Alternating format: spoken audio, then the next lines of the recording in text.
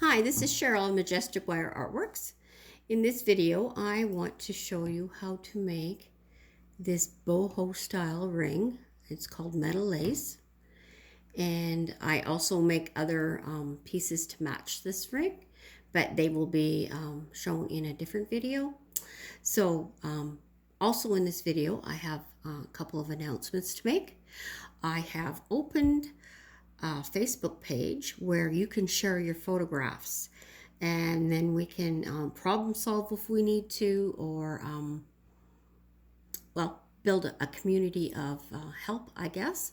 And I want to keep things lighthearted and positive there, so no mean comments are welcome. Just help and sharing and positive thoughts. So I think that I'm hoping that you guys will use it, and that to make it a good success. And I've also opened up a Facebook group where I am going to offer some of my items for sale. Things like the items made during the tutorials, and have items that I don't have some made to order items of the tutorials. And this is just to help my my YouTube channel stay strong and make it worthwhile for me to keep it going. And I'm hoping that you will join me there as well. And well, I thank you for any support that you can give me. Okay, so let's move on, and we'll start making this this ring. First, I wanted to talk about different types of beads that you can use in this ring. This is a 14 millimeter mother of pearl bead. It's green. And in this video, I'm going to use a 10 millimeter flat turquoise bead. And these are called coin beads because the hole goes from end to end through this, like, how do you describe that? Through the center, through the side is the hole. If the hole happened to be in the middle of the top, then it would be considered a disc bead. But not only, you know, you can have various sizes. I've got some red sea sediment jasper. This is a 12 millimeter bead. It's a little bit thicker, but it would still work. And I also have some beautiful fool's gold here, and it's a 10 or 9 millimeter square, and that would look cool. If the hole was drilled at a diagonal, that would look even better. But I would probably wrap this with sterling silver, maybe square sterling silver wire. Square sterling silver just gives a glimmer because of the sharp edges. And I'll show you that at a later time too. I have another ring that I make using this square sterling silver. And I want to try eventually making a heart. This is a sodalite heart. It's puffier. I see, as a ring that would be kind of cool. It's worth a try anyways. And the reason you can use this ring, this heart, because normally hearts have the holes going this way, this one's got it going from side to side. So if you see those type of hearts, this is a good project to use them. Okay, and well, I think we could start getting things organized. So as per normal, I will have the supply list in the description. And it's actually quite simple.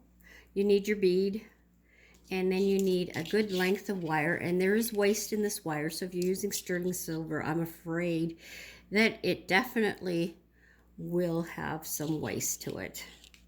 So I want you to take your piece of 22 gauge wire, and I've got over a foot here because I like lots of extra length. It just makes it easier to pull the wire.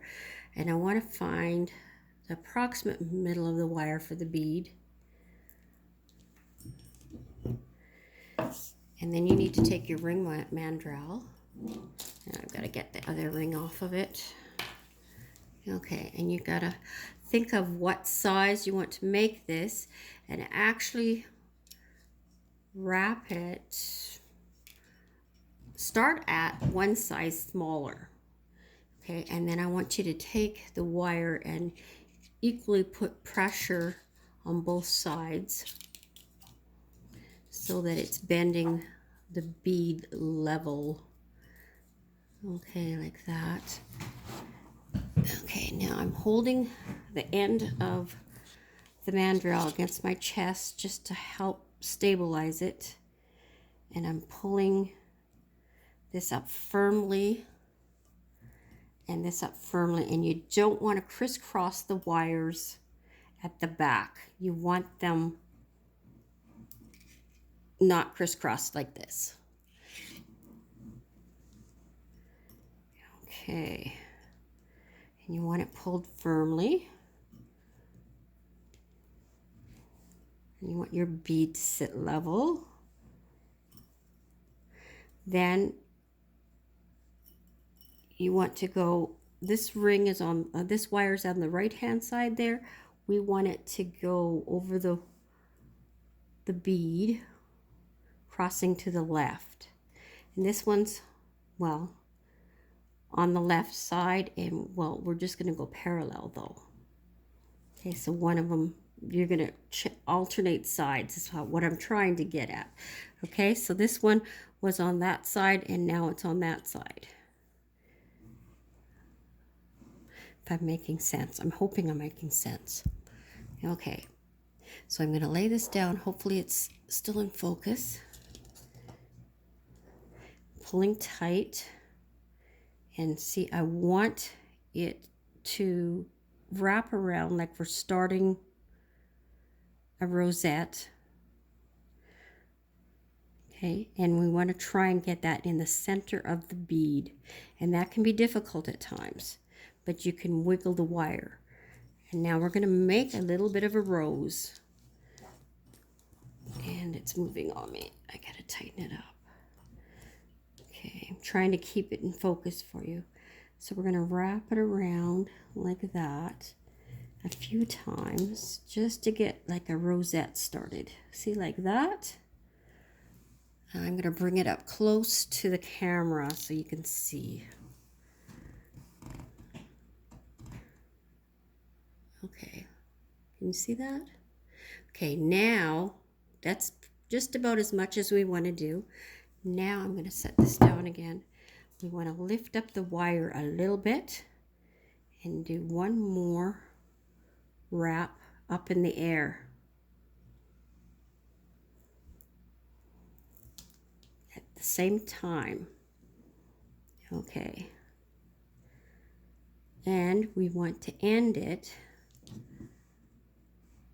on the opposite side that we started that wire. Bring that up close. Okay, so it started on this side and then we're going to finish it on this side. That's where we're going to make it go. And now I want you to take that wire, hold the bead still, and push the wire underneath there. Okay, take your chain nose pliers. Take the end, well, I've got my flat nose pliers, they were the handiest ones, and I want you to try and tug it tight.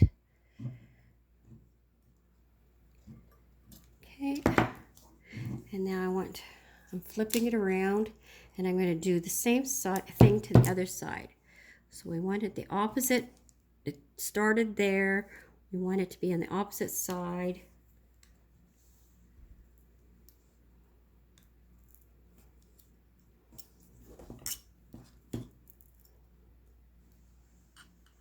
Pull it firm. Okay, so it's got a really interesting look from the side. See that? It's risen. Sometimes you get it higher than others. I kind of like it when it's nice and tall. Okay, so now we're going to take it and we're going to make it, make it wrap 4 times around the shank of the ring.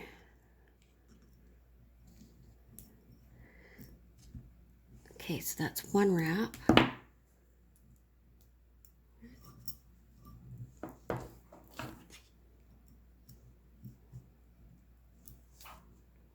To make sure it doesn't go on top but beside. Pull it tight. That's 2.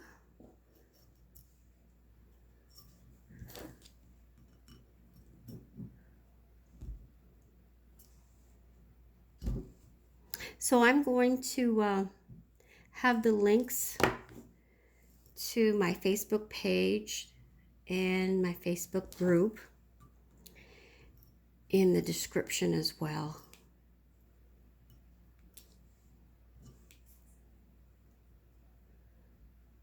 And probably in all the descriptions from here on in.